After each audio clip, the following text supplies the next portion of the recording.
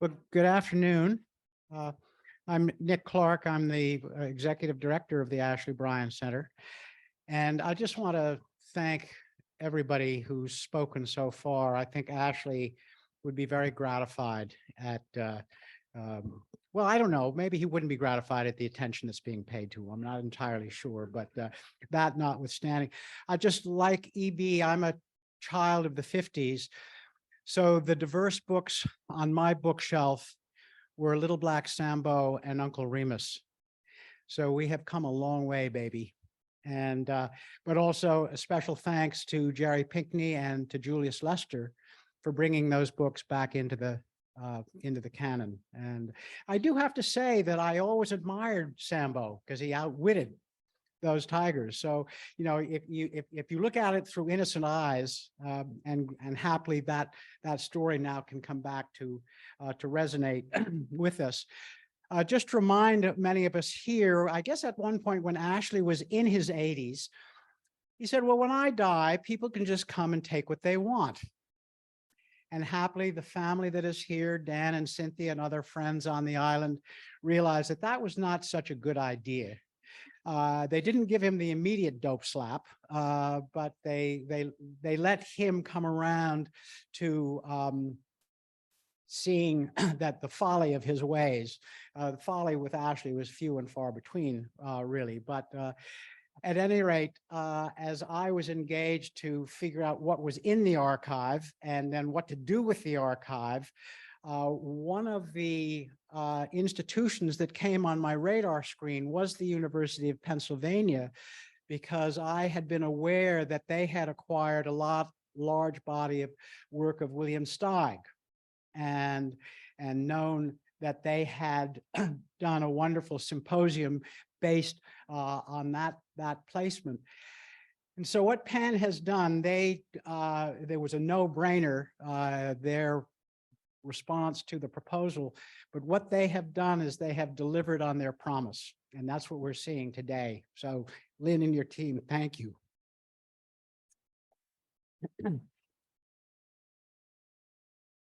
And for Allison, when the center was very young and we actually had a little bit of money, we worked with First Book to distribute Beautiful Blackbird, initially to New York City and to the state of Maine. And subsequent to that, Cynthia Leaf got a letter from a 3rd or 4th grade teacher in Portland who said, you know, my class is primarily Somali. And when I handed out Beautiful Blackbird, the next day, one of the students came up to me and said, you know, when you handed me that book with the blackbird on it, I thought it was going to be about something bad. And how nice it was that it was something beautiful. So now to EB. And I think what we saw this morning was all of the incredible hard work that goes into making something look facile and simple and digestible. And a term that drives me crazy is kitty lit. And because you've got some of the highest writing, you've got some of the highest art being created, and just in conjunction with EB's quest for accuracy, Paul Zielinski did a Caldecott Medal winning book on Rumpelstiltskin, and he used the Très Richeur of the Duc de Berry, the early 15th century Psalter, as his model for the art. And after the book was published, he got a letter. You know, there are always people out there trying to play gotcha, from an individual saying, your spinning wheel didn't have a foot treadle. And Paul was able to write back and say, well, actually, in the early 15th century, spinning wheels didn't have foot treadles. So there is tremendous work and quest for accuracy that goes into this. The other thing that EB said when Jeff Dwyer approached him about illustrating books, understandably said, I'm an artist, I'm not an illustrator. And we have to remind ourselves that illustration, first of all, it's at the service of an overall design. It is not a freestanding work of art. It's also at the mercy of the printing process. And when I was at the High Museum in Atlanta in 1999, we did an exhibition of Norman Rockwell. And knowing that we were going to get an audience that we wouldn't normally get, but we were going to get hammered, by the critical press. Well, a very distinguished art historian in New York, Robert Rosenblum, in the mid-90s, went up to Stockbridge to see the new Rockwell Museum by his friend Robert Stern, and had his first direct encounter with Rockwell. And what he did is he called the High Museum and said, I want to do an essay. And as my role as adjunct curator at the Guggenheim, I want to see if I can bring the show to the Guggenheim, where it went. Peter Schaudahl, the legendary, now late art critic for the New Yorker, same thing. I had my first exposure to original Rockwell's. He was a hell of a lot better painter than the lens of the reproduction. So that's one of the stones that's been around the neck of illustration. And that, so that idea that initially E.B. was resistant because he probably felt that his work was going to be compromised in many different ways. And so what we're going to look at in the next hour and 20 minutes or whatever we have is sort of Ashley and illustration, and Ashley as artist, and Ashley as everything. And we're going to start with Daniel Minter, sorry.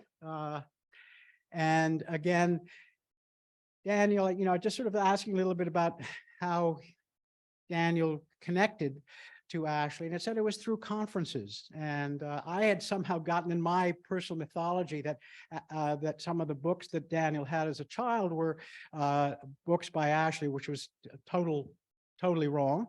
He said he grew up with very few books in his childhood, but it was, again, somebody that comes out of that kind of an environment that has been able to do what he has created. And I think a couple of books that particularly resonate with me are Down Home with Daddy and The Women Who Caught the Babies.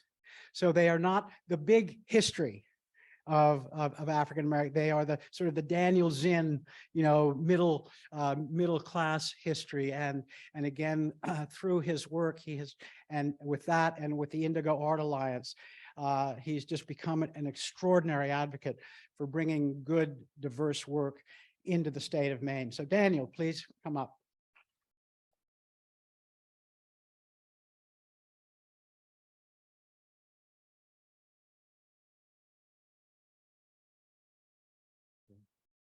Thank you, Nick. And thanks to the university for taking on Ashley's archive. That's incredibly important.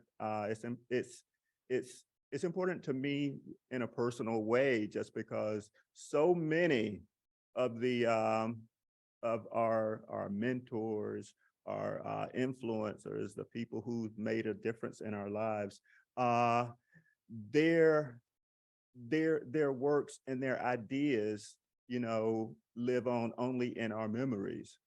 But if a place like the university can take on that work and make sure that generations after generations have access to it, that's incredibly important to us. Thanks for that. But this photograph here, this picture, is sitting around Ashley's table. And bear with me a minute, but just thinking about Ashley, an idea came to my mind about what Ashley is. And I'm trying to imagine what Ashley is. And think with me a little bit. Imagine a time lapse of a little island up off the coast of Maine, looking at it from above over a time of over 50 years of time. And time is speeded up, and you look and you can see little crystals of glass collecting around this one man. There was this one person who's in the center of this island, little tiny pieces of glass going from the coast. Those pieces of glass, we don't know where they come from, but we know that they're going to this one point on this little island. Tiny, over years, they're just collecting there. And debris, small things are ending up in this one place around this one individual, this one man. And they are coming together and forming into objects, forming into puppets, forming into things that move and dance and speak. And then you start to notice that there are people, other people from all over the world converging and coming to this one point, this one man, this one table. They're coming from all over. They're coming to coming to greet him, as Ashley would say. They're coming home, and you wonder, what is this? You know, when you look at it like that, what is this man doing? You know, what is he giving them? You know, how is he calling all of this energy, all of this movement to him? You know, I don't really have an answer for that, but I know that it has affected me. And yes, it has affected me. In 1967, when I started to school, we did not have children's books. We did not have children's books with children in them that looked like me.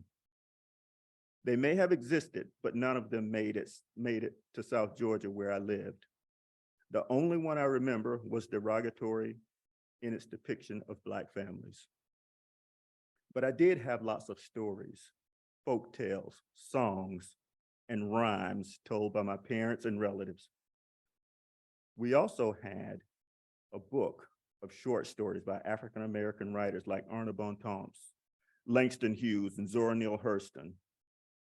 The book did not have pictures, but in the language, the tone, the characters, I could see myself clearly.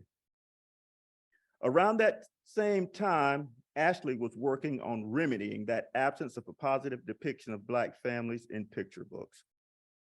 He took inspiration from the same sources as other Harlem Renaissance artists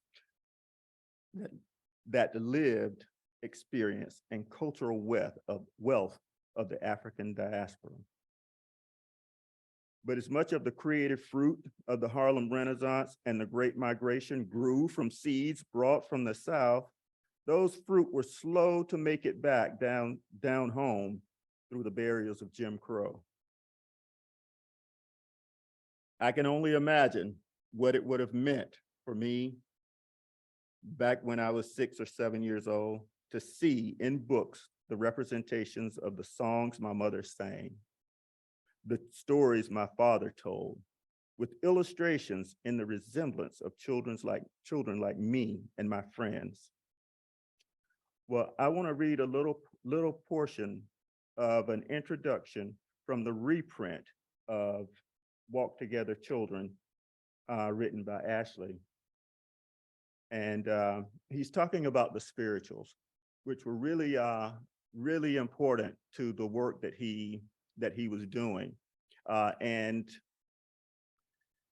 I'll just begin by, this is into the introduction. In the United States, the slaveholder feared the drum as an instrument for transmitting messages, and its use was forbidden. The enslaved Africans recreated the role of the ancestral drum with hand clapping, foot patting, and swaying of the body. In this way, his rhythmic inventiveness was carried over into the spirituals. They used biblical stories of the Hebrews and the Jews and of the Jesuits who spoke of Jesus, who spoke directly to their feelings and the harsh conditions under slavery. That is why the spirituals are called sorrow songs and slave songs. The spirituals are rooted in the ordeal of slavery. It is against this background that the miracle of their creation is best understood. In the late 60s, I looked for introductory books devoted solely to the selections of these songs to offer as gifts to family and friends. I was astonished to find that there were none. One found a few spirituals in popular folk song books, but this hardly touched upon the thousands of spirituals that exist. I set to work in the early 70s. My first book of spirituals, Walk Together Children's, was published. To illustrate the spirituals, I decided to cut blocks in the spirit of the medieval early block printed books. That is actually solving a problem that we all had. But he was particularly well suited to do that since he had been making books himself since he was a young child. Okay, and is this the device that moves the slides forward? This little thing? Great, okay. And we're all good, okay.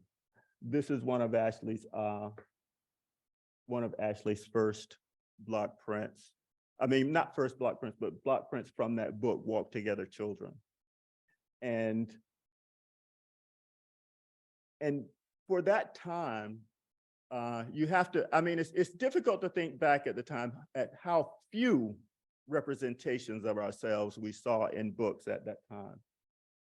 And this is also with a very artistic hand, the line work that you find in these block prints and woodcuts. That is another one. And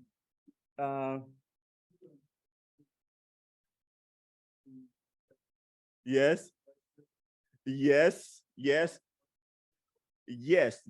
exactly. Okay, and that is one of the things that Ashley was embedding into his work. Yes. Mm-hmm. Yes. Yes. And then the features, the facial features, the amount of information that you convey in the lines and expressions of the face, it goes back to what you were talking about, Evie, about the things that end up in the work that you don't have to put there. You just have to be true to yourself, and it will come out in the work. And on to Beautiful Blackbirds. To think, as a child, our minds would have totally exploded if, as kids, we had seen Beautiful Blackbird when I was a child. We would have learned to sing the whole book and made up our own verses and dances to go along with it. Ashley's earlier books and rhythm, spirituals, laughter, and covered joy. But with Beautiful Blackbird, he brought funk and soul and empowerment in Blackbird. Blackbird is doing nothing but signifying. And this being the 50th anniversary of hip hop, he goes from the spirituals to hip hop. If you've noticed, every one of Ashley's books, they are different, because he's speaking, he's doing something that he talks about in the spirituals. You learn the song, you learn it, and then you improvise with it. You move, you change it, you make adjustments as you go with it. You add your own thing to it, and just like and this song, I could talk about Beautiful Blackbird all day long because of the things that he's doing in that. He is seriously signifying in that book. And when you hear Ashley read it, it is in that rhythm and tone of signifying that he reads it in that way. And that is a way of lifting yourself up, and also sharing your talent and skill with the people around you, and doing it in your own way. And he even says it in the throughout the book. You know, you can't do like I do. You can't dance like I do. You can't move like I do. But you have to do it your own way. You have to do your own thing. And that is the one of the lessons that I get from Beautiful Blackbird, is that this wordplay, this the way that we do things, the way that we add our own touch to whatever it is we do, that is one of the things that empowers us as artists, and it's one of the things that empowers us as people at the same time. Yes. And one of the first books I did was from my big sister Evelyn Coleman, The Foot Warmer and the Crow. It's a folk tale that she made up herself. That when I illustrated it, I thought I was doing something subversive, you know, by making, okay, I'm going to make this character, you know, with really dark skin.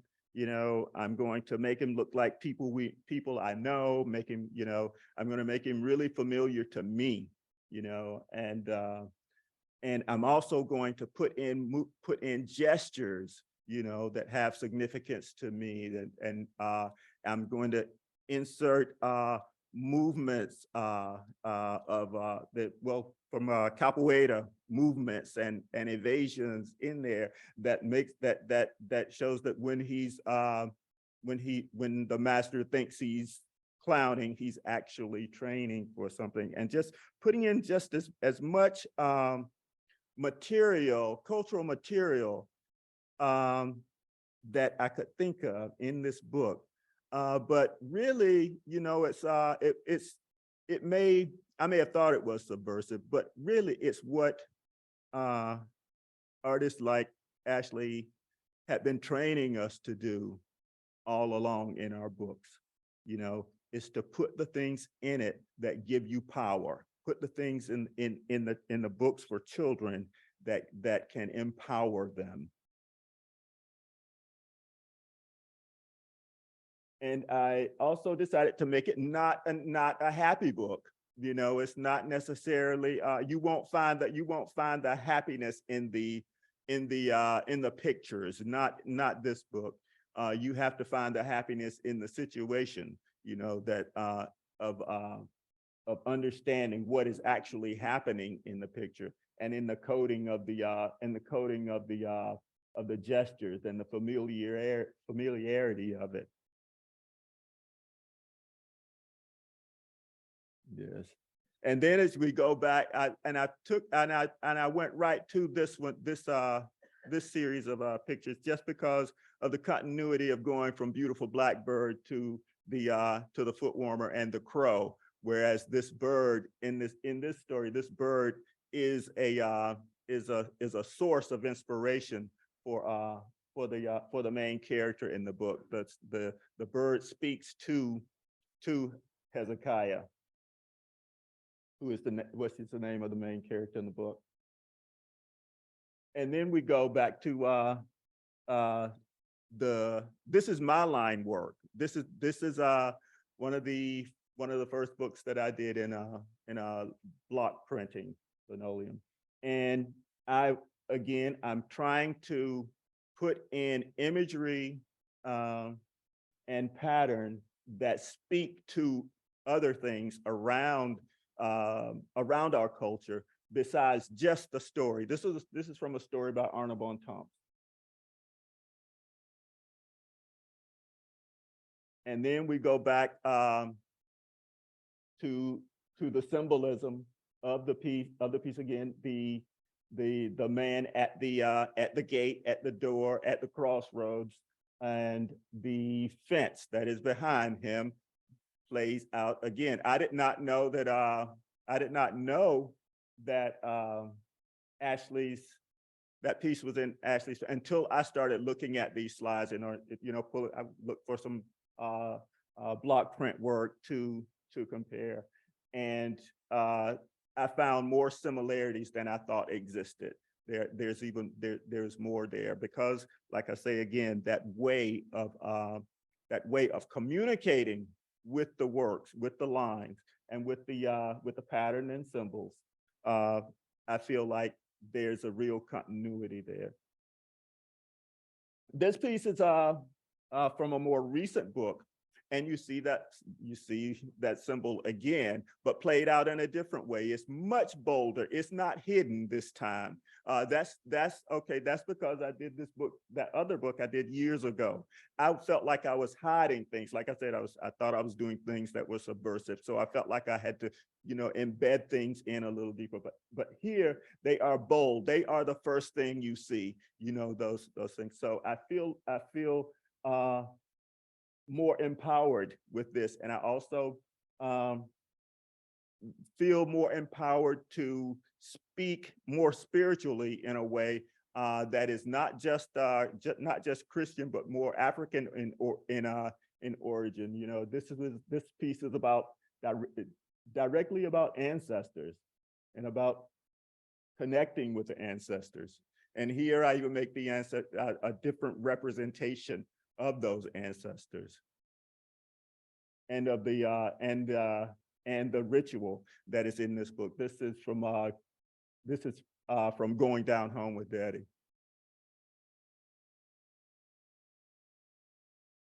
And I also placed within it ritually significant postures in the within the people. This is another piece. This one is from The Women Who Caught the Babies, which was a book that I felt like I could totally express myself in the way that I express myself using my artwork, through the symbolism, the color, and pattern and texture, and also to depict particular rituals. Yes. Who are you looking at when you're working in terms of being influenced by art? I see the Greek there. Are you familiar with the Greek? No. Yeah. Mm-hmm. Oh no.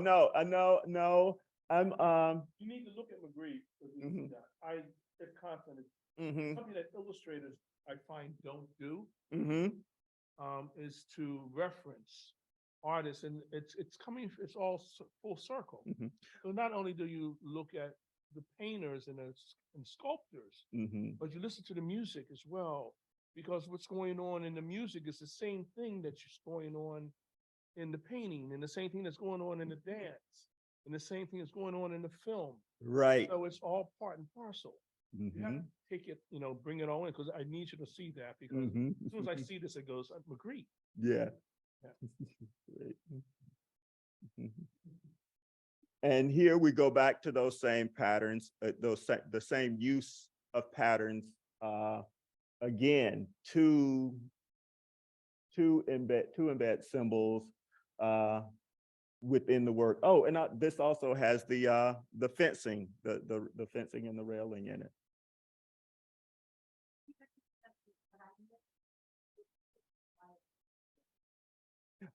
Go back to the symbol, the blue symbol that goes to Valentine.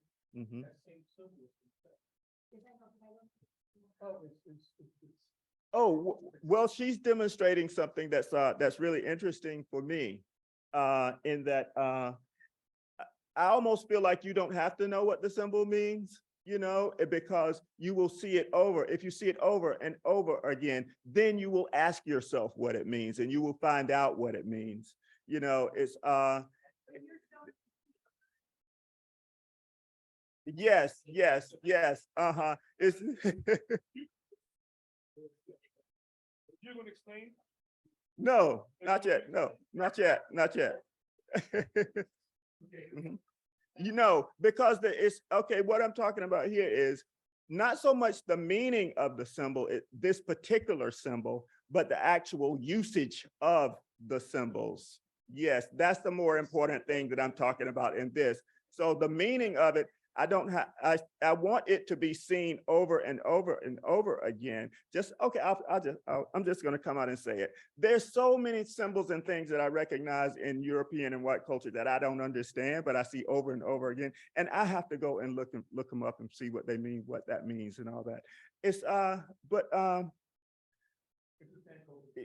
yes, it's Sankofa. Mhm. But it's the usage of them that is more important right now than what it actually means. It's the way it is used. Yes. Yes. Yes, and this is just another way. Yes. Yes, and this piece is going to be layered with other symbols, and I'm just showing that the way I layer symbols throughout my work. This one's from the women who called the babies. I love your work. Thank you. Okay, and this one is from Sojourner Truth. And this one is also from Sojourner Truth. And I'm showing these because it's I'm trying to tell a story with each piece, with each illustration. I want them to be a whole story in themselves.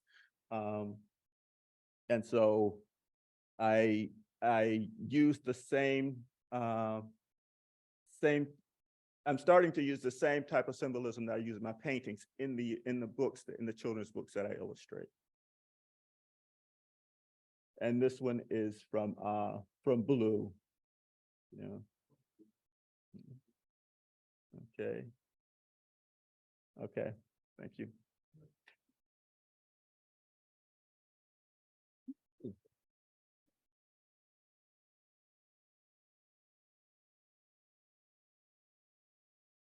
Thank you, Daniel. It's always such a pleasure to see really, really good art. That's illustration.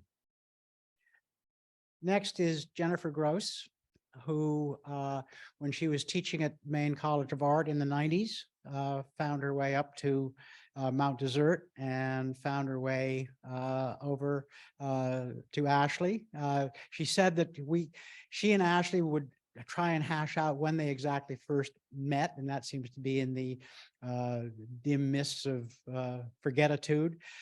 But in spite of that, Jennifer's had an extraordinary, distinguished career as a museum professional, somebody that might not necessarily cotton to somebody who's an illustrator, but also an artist. But she found a lot to commend in Ashley's work and his career, and she, among other things, when she was at the Isabella Stewart Gardner Museum, she got Ashley to be an artist in residence there. When she was the chief curator at the DeCordova Museum in Lincoln, Massachusetts, they do a biennial, and it's from the New England states. So in 2016, Ashley and Lois Dodd were the two representatives from Maine. She has been a powerful, powerful advocate for Ashley and the exhibition that's up at Colby College now, pairing Ashley with this remarkable African-American artist, Paula Wilson. Once again, taking if you will, Ashley out of the straitjacket of being an illustrator and recognizing him as an artist. So Jennifer, please come and.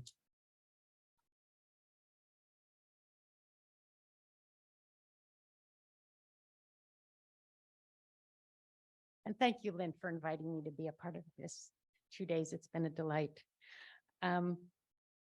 So the current exhibition at Colby is entitled Take the World into Your Arms.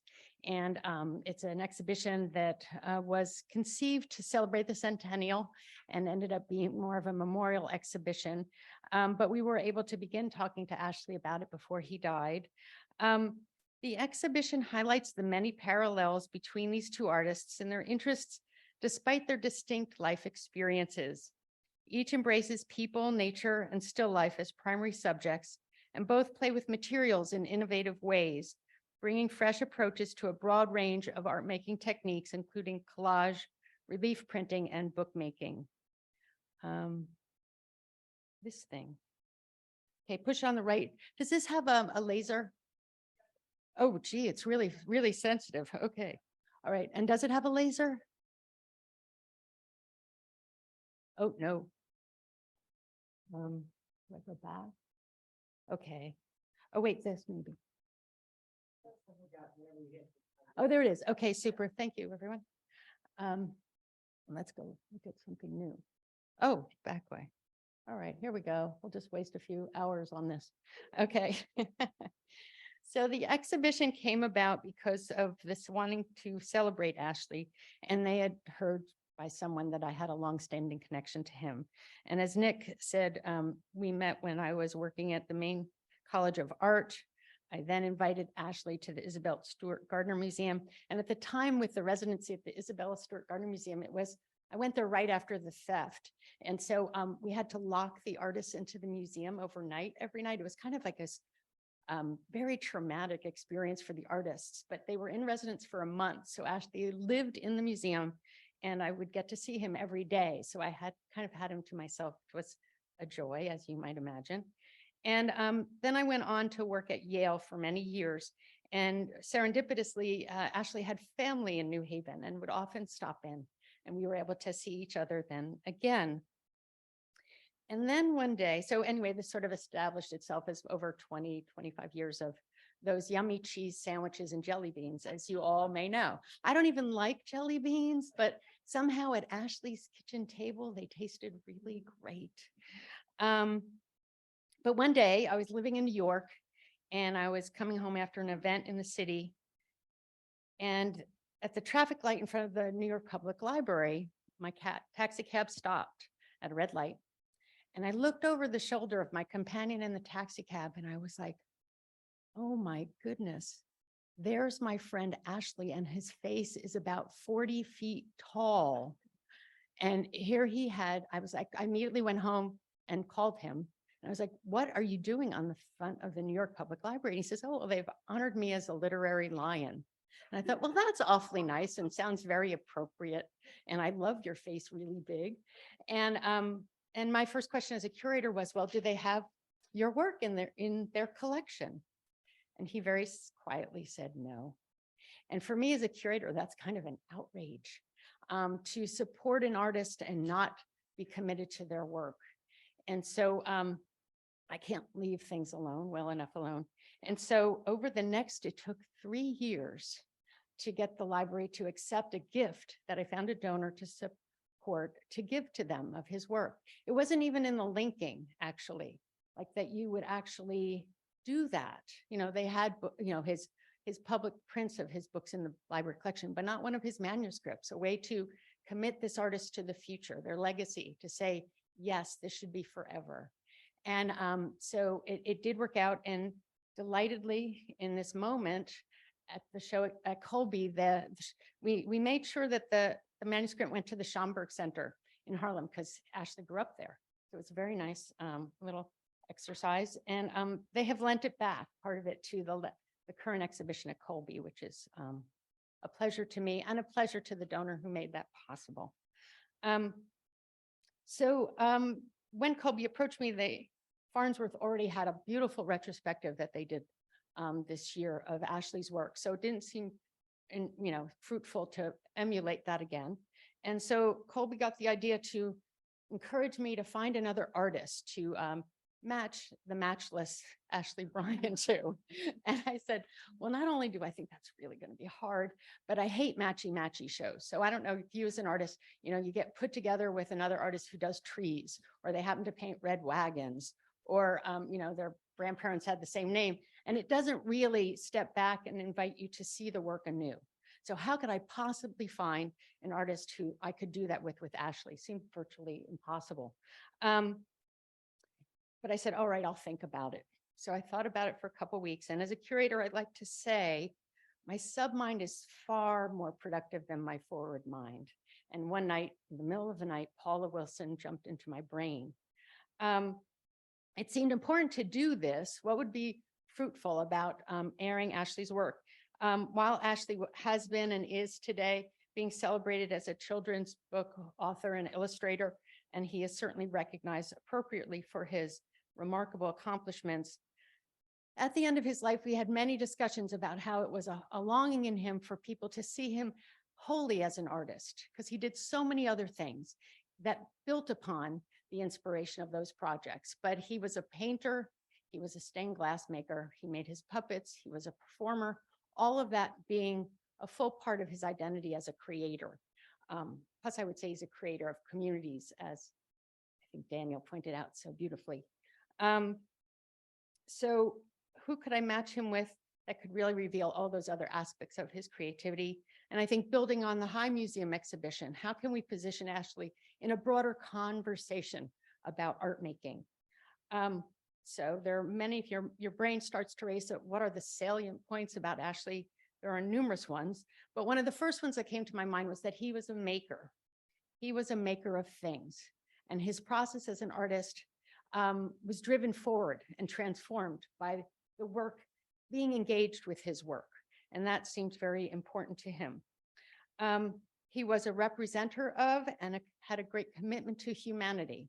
And he felt that, he had a firm belief that art was and could be transformative in the world, that if he brought those two things together, people through his art, that he could change conversations and values in our communities.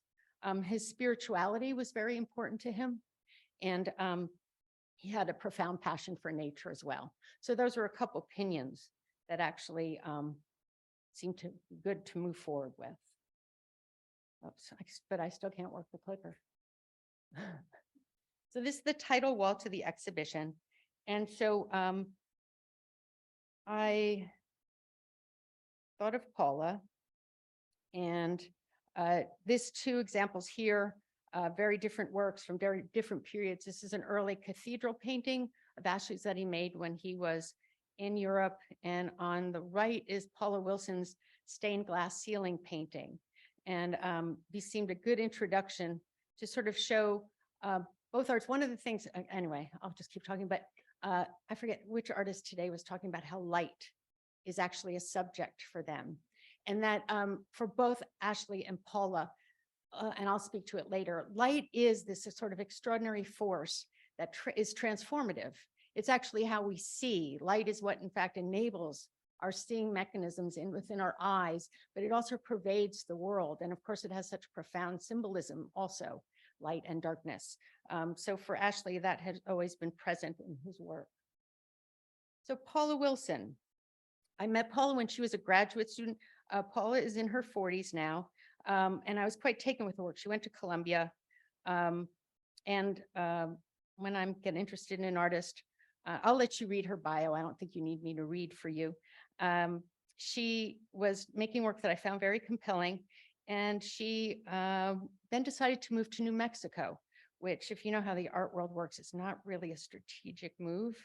Here she was in New York. People were interested in her work, but she felt compelled to take herself outside of that conversation to grow as an artist, which was a really smart move. So she actually understood that to be the artist she wanted to be, she needed to come to know herself and to test the boundaries of her work without the judgment of the world. And that if she won that game with herself, she could conquer the art world. And so she became very interesting to me because of that. And like Ashley, the three pinions in her work really have been humanity, nature, and a spirituality that undergird her art making. As you read in the biography I put on the screen, she lives in Carrizozo, New Mexico, which really is in the middle of New Mexico. There are a few hundred people in her town. She and her partner, Mike Lag, are actually buying up abandoned buildings, the town theater, the town hotel, their studio spaces are there. And they've created an artist in residence program, inviting artists to come and be inspired by nature and the culture, the ancient culture that exists in that landscape, to share it with them and to be transformed by it. And they have every Friday something that they call Carrizozo MoMA, in which anyone can come to their compound and get involved in art activities. So that can be itinerant people moving through town, or it can be their neighbors. And they're very committed to their neighbors, like the Malkersons, who helped them establish the Artist in Residency program. So again, Paula has that kind of community-oriented vision that Ashley had. But as makers, I wanted to start off with two quotes, one from each of these artists, about what making art is to them. And I think often in the world, people project what motivates artists as creators. Some artists are genuinely communicators, but often for an artist, making art is the only way they can be in the world. It helps them navigate the present. It has a veracity for them that nothing else does.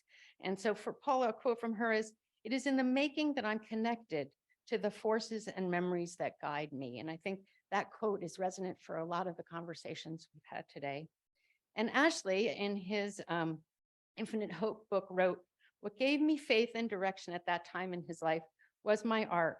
My sketches weren't only to record the day's happenings, but also to level out the day, the experiences of the day, to find the humanity, that moment of grace when you transform experiences into something meaningful, something creative." So little did I know the symbiosis of these two artists. So one of my privileges as a curator, and Lynn and her team were very generous. So I was working on the show, not only was it COVID, but they had just received the archive and were trying to figure out how to process it and discover everything. Even the Ashley Bryan Center supporters were going, I didn't know that was in there. There were boxes and boxes of material. And Lynn and her team made time for me to come here to Philadelphia and look through with them to understand what was hidden, the treasures that Ashley had saved for all of us.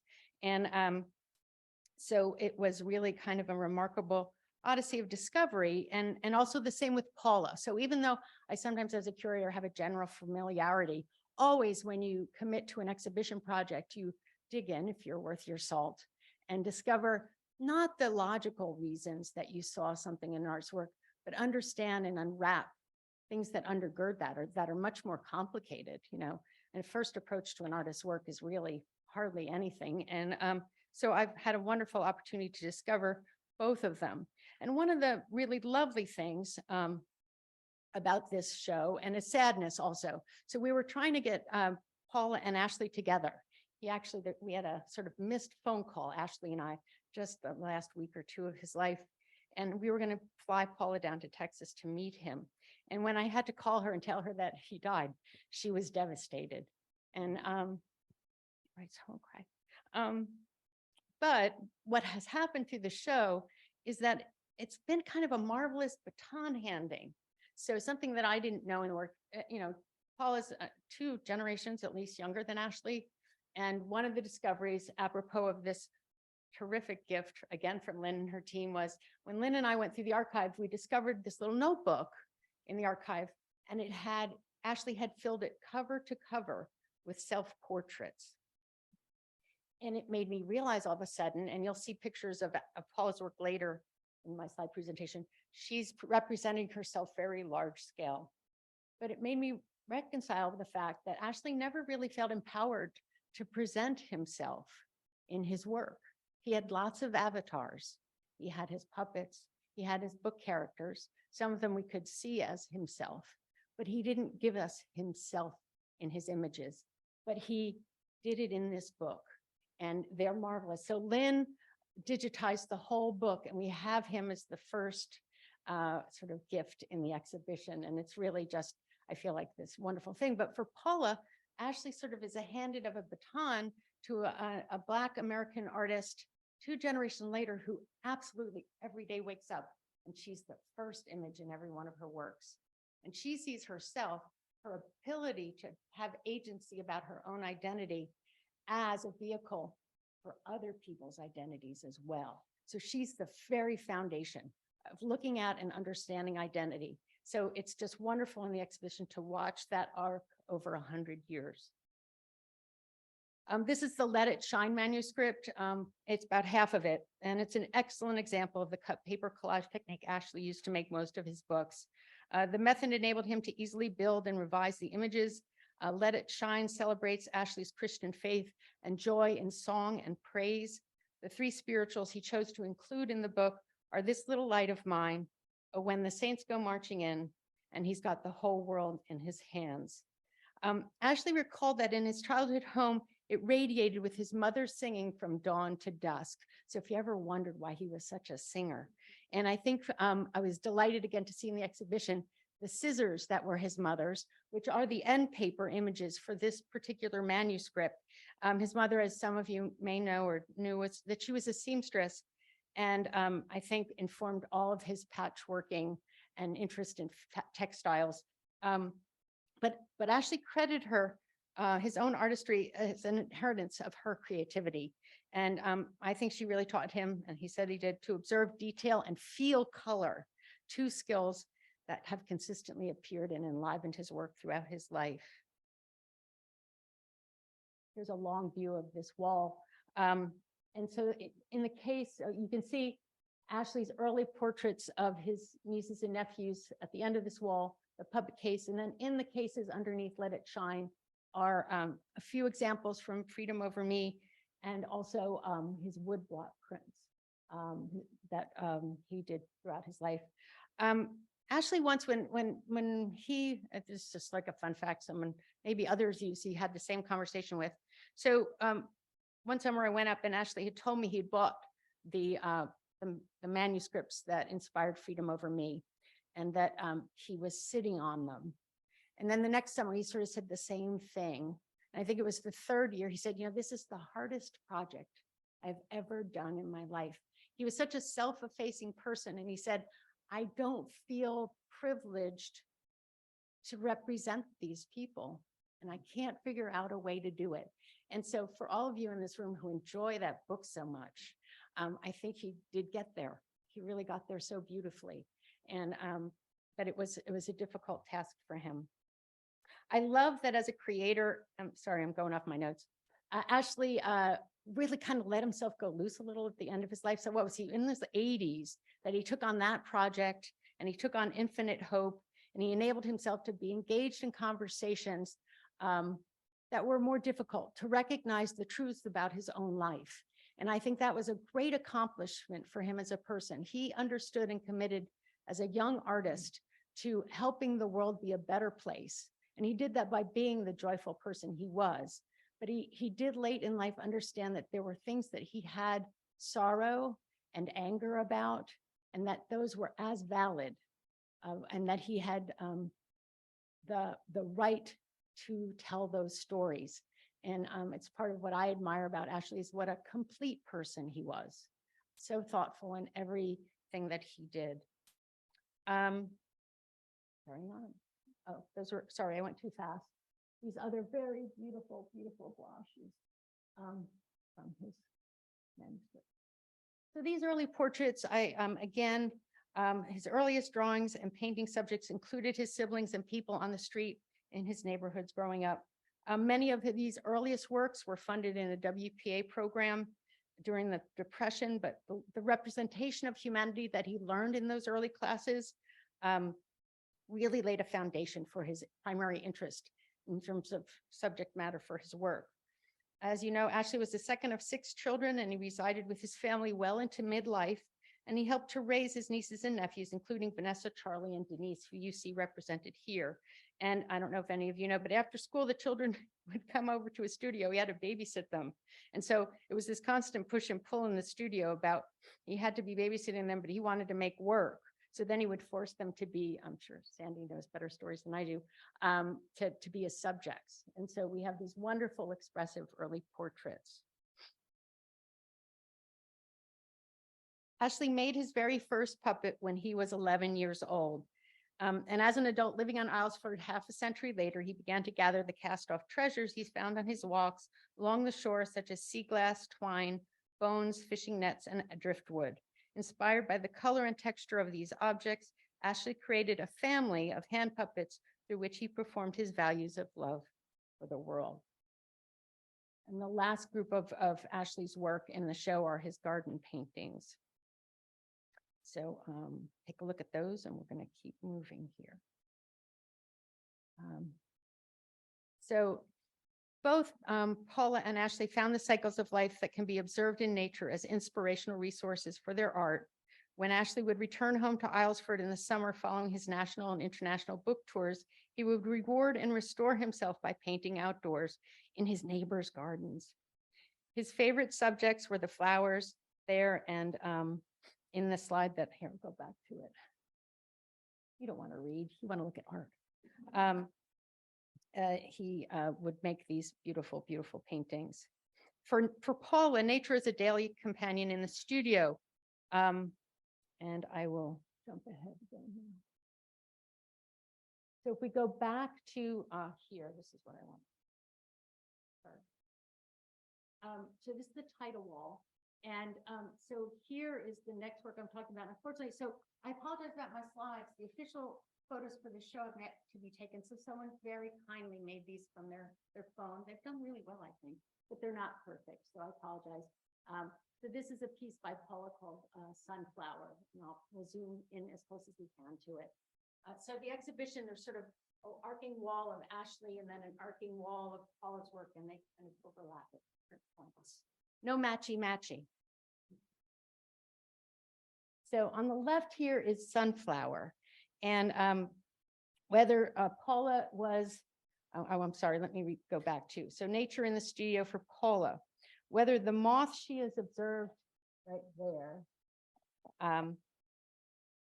in Creatures of the Fire, or the statue of Sunflower painting on the left is installed on this wall, her work reinforces our consciousness of the contiguous, mutually influential cycle of life between humankind and nature. Paula often integrates technology into her paintings to question its perversion of our in-time and in-place experience of the world.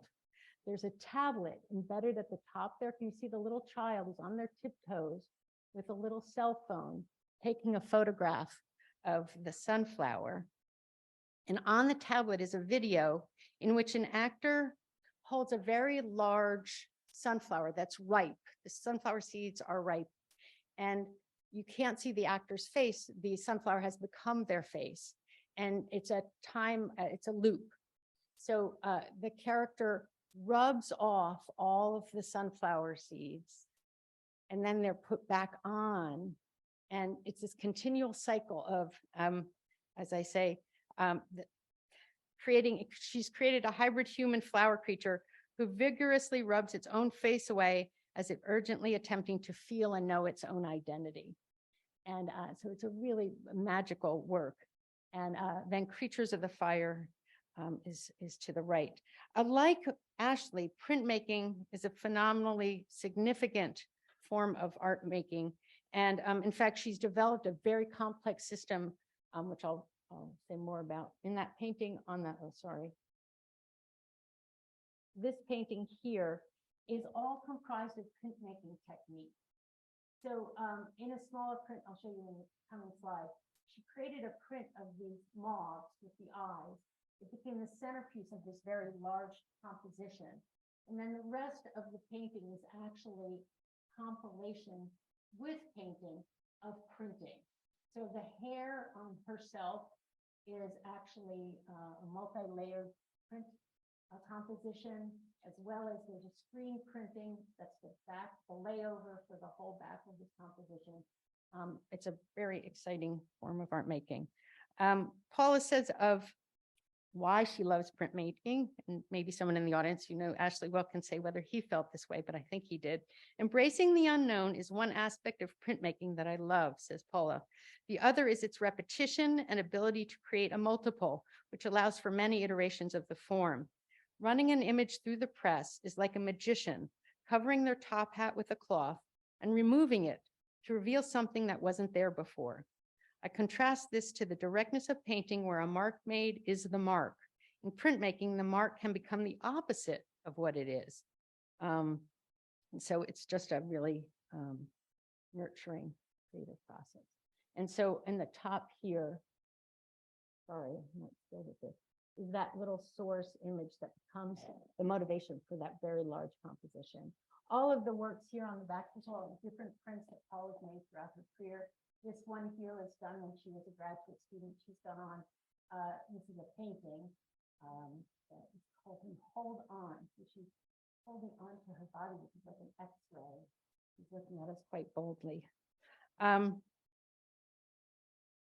When Paula was in college, she created an artist book called I'm an Ethiopian Princess, which is a fantasy narrative that established the tone of her subsequent explorations of self-observation and identity. And I knew this book of hers, but when you do a little more research, I was thrilled to discover that she'd continued to make books over all these years, and in fact, had made numerous books with her mother, which we were able to bring into the exhibition. So like Ashley, the intimacy of the book form is a very vital way to communicate familial narratives and stories that she wanted to hold in place, she and her mother, and a great medium which they could have a dialogue as creators. So they both, like Ashley, she shares that commitment to the book form and language and image pairing. And then on the back of this case, just because I'm going to go to the slides, there's this subsequent wall of artworks. So again, cross the room back to Ashley's work that's on the other side of the gallery. So here, the close observation world was inspirational to Ashley, as you know, and is to Paula also. So in nature, and then also the form of still life were both important for them, and the way that still life has historically been an image form that represents the ephemerality of life. And both artists really shared this. So here's a suite of Ashley's still lives. Some of the painting on the left comes from the Ashley Bryan Center, but I don't know if you've seen any of these others. It's really wonderful. There's so many things to write yet about Ashley's development as an artist. But when he was in Europe, he was training himself, and he also was introduced to early modernism when he was at Cooper Union. And this is just this beautiful Cezanne-inspired still life here. And he worked through modernism. And I think I was starting to talk to Nick about just a minute ago. I'm fascinated by the fact that, these darker paintings, but then Ashley begins to look at African printmaking, textiles, image making, and stained glass, simpler abstract forms. And it dramatically changes his work. It brings color into the work in a completely different way. And throughout his life, he's meeting, he developed by discipline a remarkable drawing technique of fine line. And as he said, when he was doing the Casales series of music, drawings, to feel the rhythm of his hand, he learned it. He used that body of work to find that. And in certain bodies of paintings, you see that.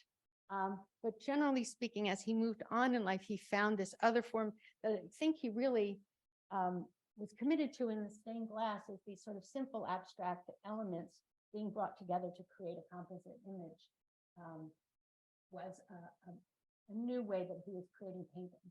So fascinating again. Here's Ashley, made these remarkable stained glass, stained glass panels. He has the church at Islesford, and going back into Paula's studio, found that she's done a whole series of paintings with stained glass images in them. So there's this really terrific correspondence again between the interest of light and nature, how light enlivens and embodies the colors of it, sort of kaleidoscopic inspiriting is what I'd like to call it, that light gives to things in our world. And then lastly, something that I certainly knew about. So if you get to meet Paula Wilson, she's always wearing some fabulous outfit. And she actually designs her own clothes. And it was this other remarkable connection to Ashley's puppets.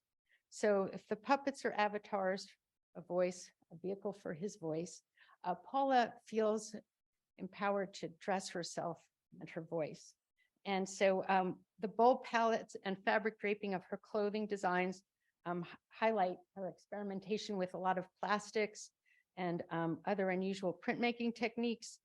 She often works with collaborators, and she integrates technology into her clothing.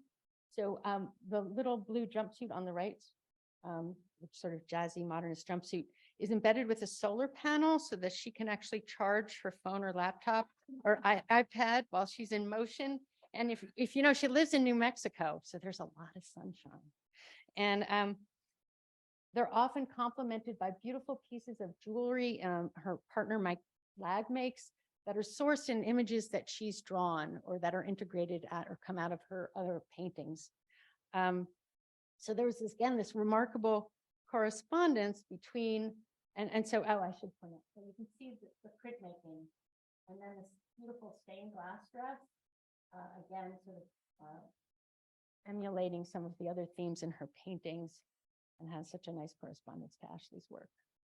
So both of these artists grappled with self-representation in their work in different ways, reflecting on their multi-decade age difference and major shifts in the recognition of Black identity over the last century.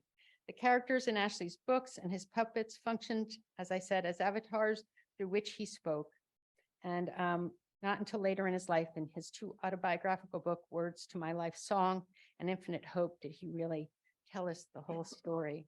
In contrast, Paula Wilson is a biracial Gen X woman who has consistently used self-representation as a means to consider the subject of identity. While Ashley's puppets are scaled down, Paula creates clothing for herself and even scales herself up to dominate her surroundings, giving viewers pause to consider the artist's presence and oversight of her world. The work that's on the wall next to her clothing is called Thyself. It's completely composed of printed block print forms that she collages together into a grand figure. So again, this resonance of the means of art to make images she shares absolutely with Ashley. And I leave you with a quote from Paula. We'll end with that little picture of Ashley at the end in honor of him. But Paula says, artists are in the unique position to share in the awareness of life. Art making is the evidence. The evidence is all around us. Thank you.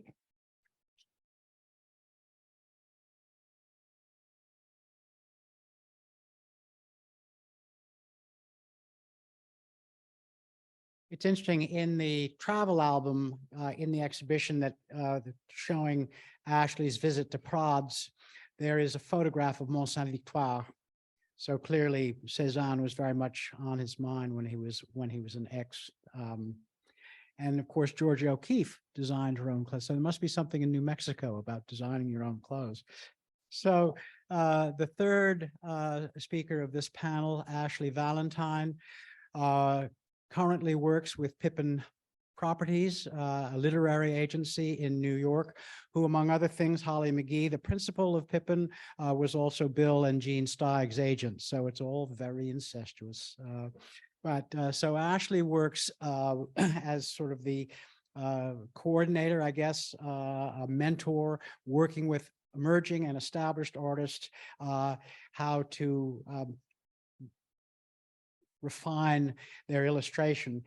But Ashley has a very special place in my pantheon because she worked at the Eric Carle Museum. She was the special events coordinator, among other things. In fact, the mantra was, I guess we need to add that to the job description, Ashley.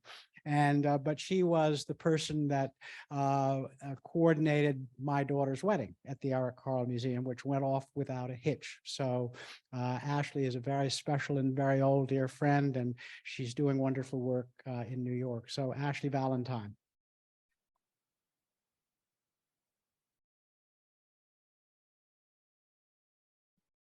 Yes, I'm the wearer of many hats. think maybe some formatting issues might have happened here, so please excuse the design if that's shifted of the presentation. So hello, everybody. I am so honored to be here today. I lead the artist outreach program at Pippin Properties in New York. We're a small and mighty team of literary agents.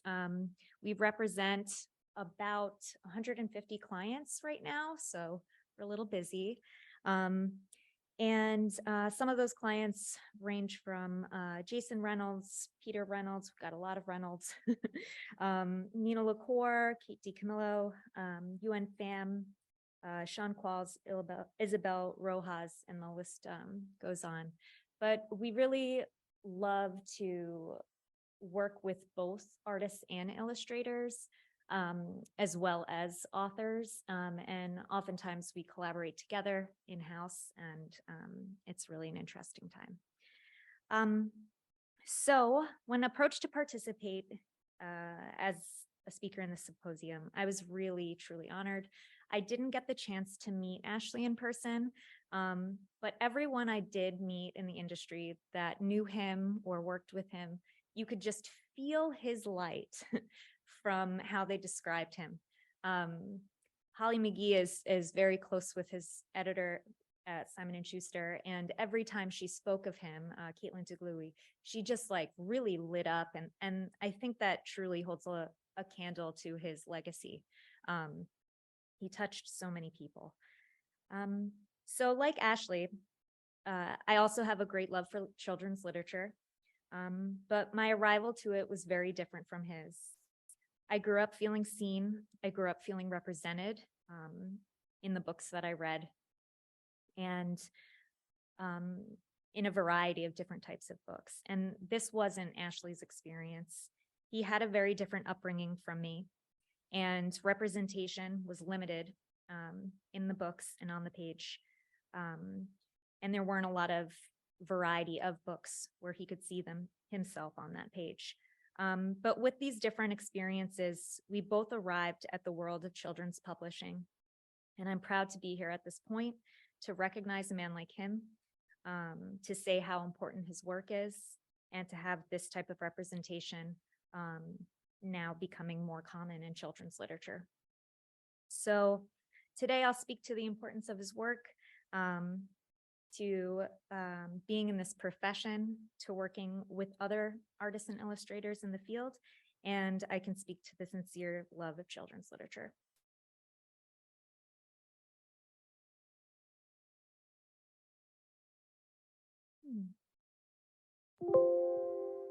Okay, there we go. So Ashley Bryan was a man of immense momentum. He had so much presence, and that really exuded light on and off the page. His craft was masterful, and he had a great breadth in both artistic style and reach. I see so much play in his work. He was constantly moving through different mediums, performing his work essentially, both in creation and in reading. And his contribution to filling an early void in Black representation in children's literature was activism. It showcased his resiliency and his advocacy. And through this work, he influenced other creators to explore similar traditions and further identity-focused conversations through their own work for young people.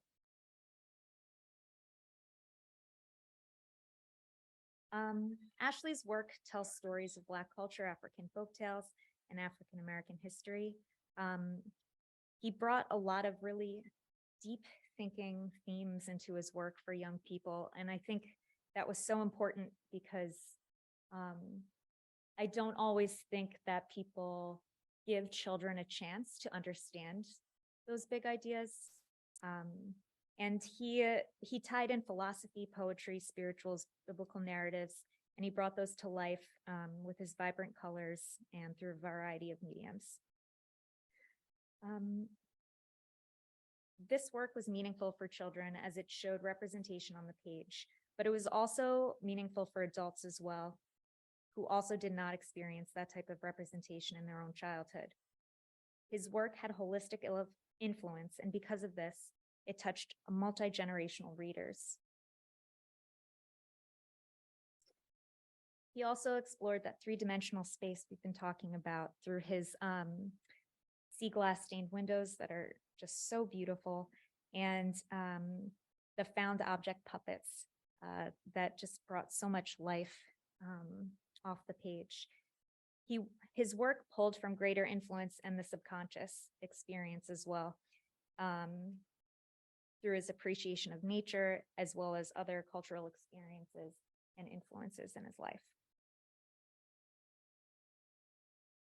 Some of Ashley's most well-known work came in the form of colorful paper collage, and he was such a master in this medium. His line work is so intricate, and that's super hard to do.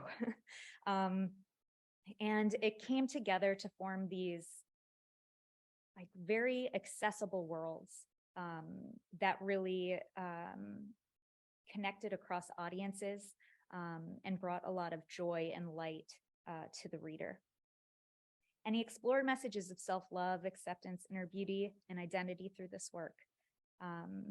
And this was especially important for the Black community, as messages like these weren't readily available in books for young children with African American and African representation. So Ashley Bryan's work opened a lot of doors for future representation in children's literature. He influenced other creators to explore similar traditions. And at Pippin, we've definitely seen this influence in some of the work of the artists we represent, who address identity-focused themes, diverse representation in the illustrated literature they create. So this really should say illustration and art, but both of those not only encourage visual literacy, which is so important. You know, picture books exist to address young children with different types of learning capacities, and formats with pictures really help elevate their ability to learn and read. But in so many other ways, it holds up a mirror for connection, being seen, and being understood as a human being. Pictures serve as tools to remind us we're human, and they validate our feelings and experiences. Representation in illustration allows us to see ourselves in books and to feel connected to ourselves and the world at large. The power of seeing yourself in literature and the harm in not seeing yourself in literature is great. And this is why diverse representation is so important, and even more so for young readers who are so impressionable. And here you see some work from one of our clients, UN Fam, Eugenia Mello, Yusuf Dowdy, and Isabel Rojas.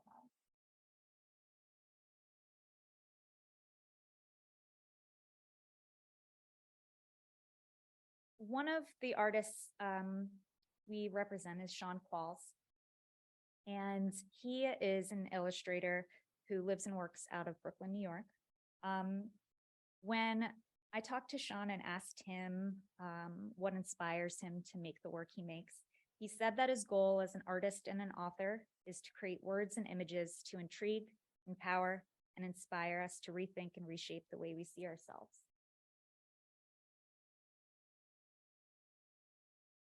Sean's work explores history and nonfiction subjects, and he also focuses on topics of identity. His work is heavily influenced by music, and he illustrates stories about African and African American culture.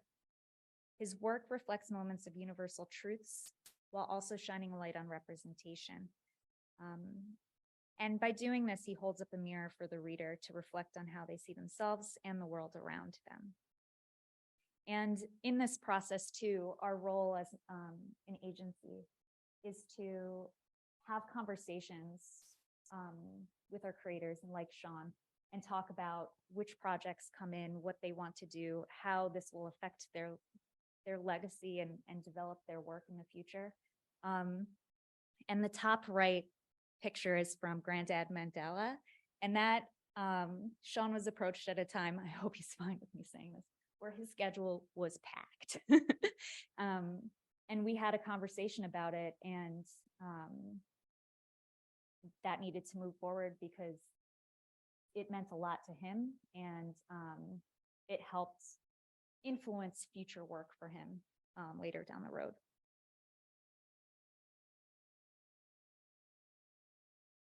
So another illustrator that comes to mind is Elizabeth Lilly. She works and teaches and makes art out of Maryland. And when I asked Elizabeth about why she makes the work she makes, she said that she makes stories for children because it's an honor and a delight. Children appreciate the stories in a different way than adults do. They live in the worlds they read about and watch. Their own worlds at home are small and limited, but through books, they can experience the whole world, imaginary worlds beyond their own.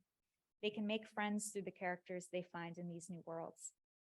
And when they find someone in a book who is like themselves, they might just feel a little less alone. Lily. Elizabeth Lilly, L-I. L as in lettuce, I-L-L-Y. Yeah, you're welcome. And here's some of her work. Much like Ashley, Elizabeth's work also focuses on themes of identity and messages of self-love and self-discovery. She creates one's true self within the pages of her work, but she also showcases cultural intersectionality, and that transcends across different types of cultural traditions. The image on the left is from Let Me Fix You a Plate, and it really brings a wide variety of people together with different types of cultural backgrounds, sharing meals together.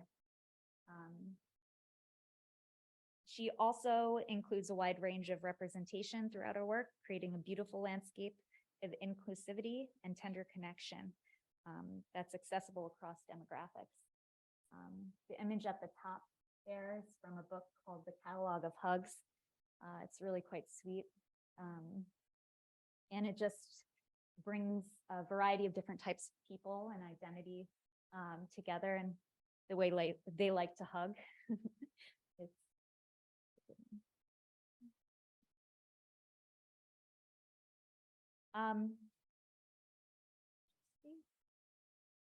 So as an agency, we've also have our ear to the ground, and we have found that a lot of important conversations are happening. These are good conversations, and they are finally happening. And as they continue to develop and evolve, so will the landscape of children's literature, and so will a continued call to action from participating gatekeepers. Some of these conversations include a need for BIPOC representation, universal and identity-themed storylines, story authenticity, inclusivity for on and off-page projects, and that ranges from book to screen, on-stage productions, audiobooks, electronic books, and how inclusivity is involved in those conversations. How themes of identity function within subsidiary rights. We were talking about the Bologna Book Fair, a lot of international conversations that are and aren't happening. The future of AI and how those conversations are going to happen and are starting to happen. And the role of social media in all of these discussions. So even with these conversations in motion and the progress that has been made, we acknowledge there's still a very long way to go. There's a lot of change that's happened, especially in the last 10 years, but there's still a lot of progress to be made. So Pippin has recognized this gap and wants to be a part of the source of change. And in one of the ways we've tried to do that, a few years ago, the agency began offering an annual grant to African American creators. And that oscillates between authors and illustrators each year, or artists each year rather. And the goal with this grant is to work with emerging, unpublished, unrepresented creatives who have an interest in young people's literature. You know, there's a lot of gatekeeping that can happen, and we understand that it's hard to get your foot in the door. So we really want to help bring these emerging creatives to the forefront, and help fund their careers forward so they get more of those opportunities. So yep, we work together with that grant every year to elevate their work. So the work of BIPOC creators and the process of diversifying representation helps to close this gap. I love children's literature, and I know that seeing oneself on the page is essential for growth and development, and it's essential to foster the human spirit. Opportunities for underrepresented children to feel seen in children's literature needs to continue. And as an agency, we're trying to do that because everybody deserves an opportunity to feel seen, to feel empowered, and to nurture the child within.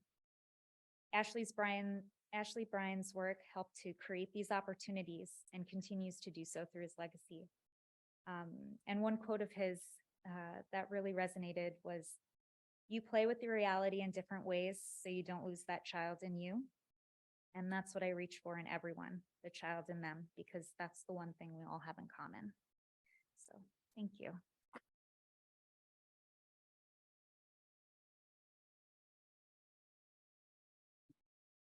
We're going to do about 10 minutes of conversation and questions, and then we'll break for coffee.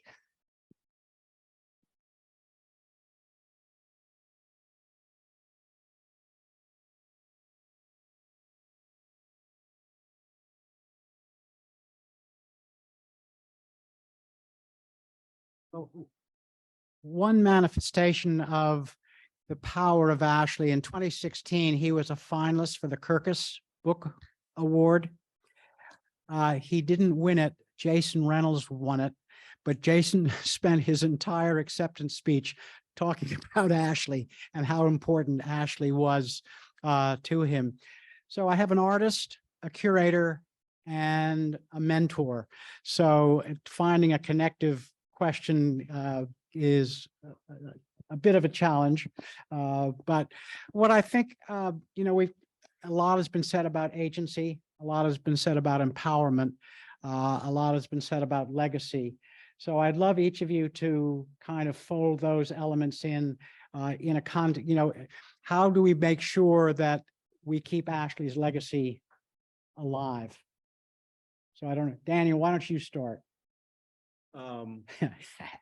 That's okay. One of the ways that I believe we should keep Ashley's legacy alive is by taking some of the lessons that he taught us and continuing those. And one thing that I valued from Ashley was his mentorship, his friendship, and the way that he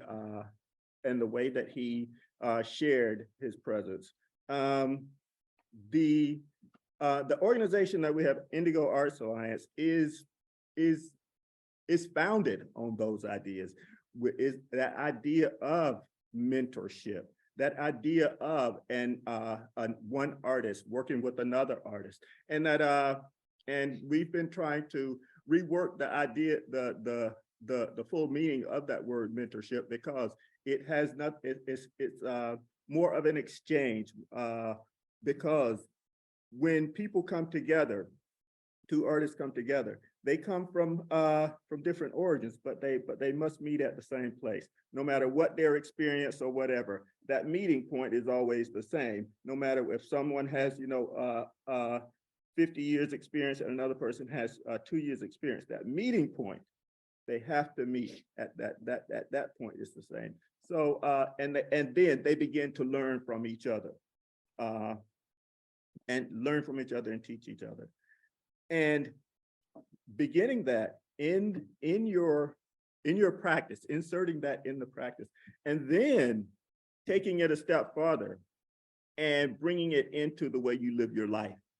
those, bringing those ideas into the way that you engage with people every day. And you all know that that Ashley engaged with everyone right where he encountered them, right at that same point that you are.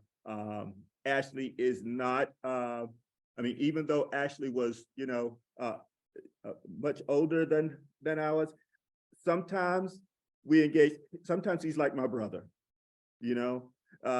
Sometimes he's like an uncle. Sometimes he's like a father. You know, it just depends on how we come together. And that's one of that, and that I'm trying to keep that idea moving forward. And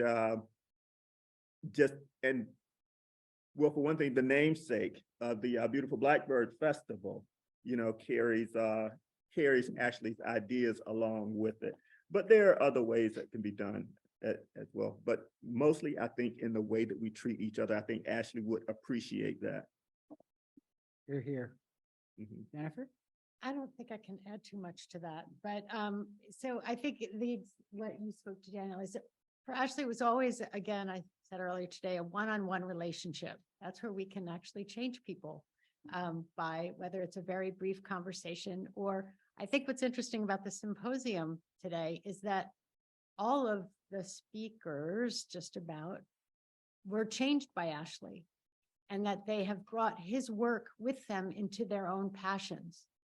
And Ashley had longer conversations with people he knew were really passionate about things, not just his own work, but he was always interested and was changed by other people's creativity. And so again, as Daniel said, that he exemplified the power of those relationships. So he, in effect, you know, it's like the disciples, is that we are, in fact, because we were blessed to know him, and some of us newly to know his work, that we can use that experience, our experience, to continue that conversation and share his work. I mean, that is a responsibility, actually.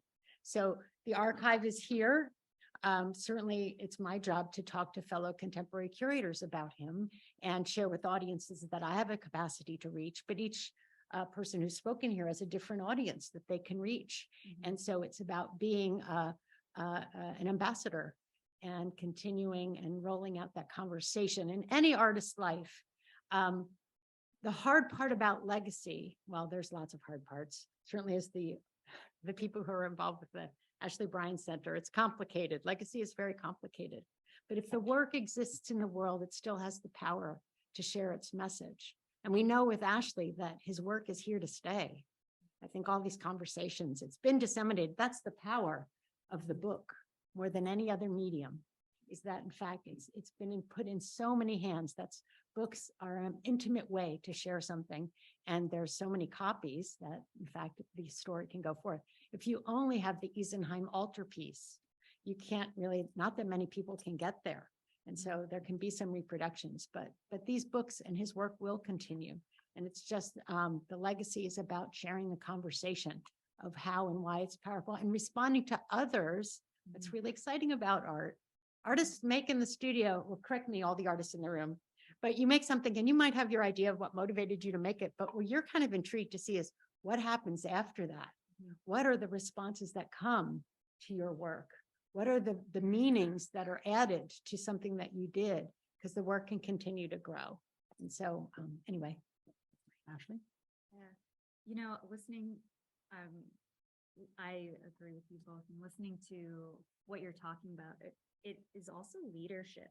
It's like, I feel like he was a leader. He led through his activism, through his actions, through his work. And he really, through his presence and these interactions and through the mentorship.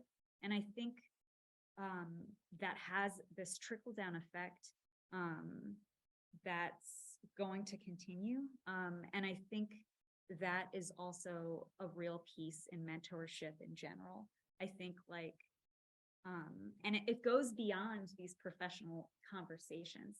It's like, it's how you embody that presence in your everyday life. It's like how you meet someone at a certain period in time, where they're at this place and you're at this place, and you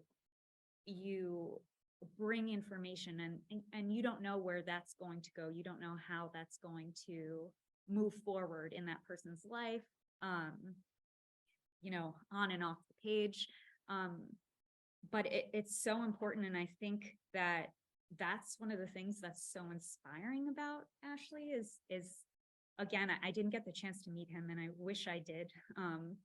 But you can really feel his inspiration, and the energy that he put into his work and through spending time with people he loved and cared about. And I think, yes, that's mentorship, but it's also leadership. And I think it's like, that's the big picture stuff that needs to be held and kind of shepherded forward into future generations of artists. And I think Ashley, in his own interesting way, was sort of subversive, because another one of his mantras was, I can never do as much for you as you can do for me. And how empowering is that, to be given that. Dan? Listening to all these responses, I think all very appropriate, but over many years of visiting Ashley in his house, and you saw the pictures of probably every person in the last 2 days who put pictures up there. There was a picture of Ashley sitting at his dining room table. And he sat at the head of the table whenever he was there. And he had the jelly beans in front of him, a book of poetry, another stack of books over there. And it wasn't just artists and illustrators that he was talking to. And if they were in the house, but if there was a 3-year-old there who looked into, he talked to the 3-year-old. If it was a lawyer, a businessman, he talked to the businessman, and had due respect for everybody and enjoyed everybody. And really, I've never seen anyone like that. But that picture of him in that dining room, and it's just, we should all just remember that, give them jelly beans and they'll be happy. Got it? Stick a fork in it. That's it. Okay. All right. So we'll be back at 4 o'clock. We're going to run a little late today, but I think it's worth it. Thank you all very much. Wonderful.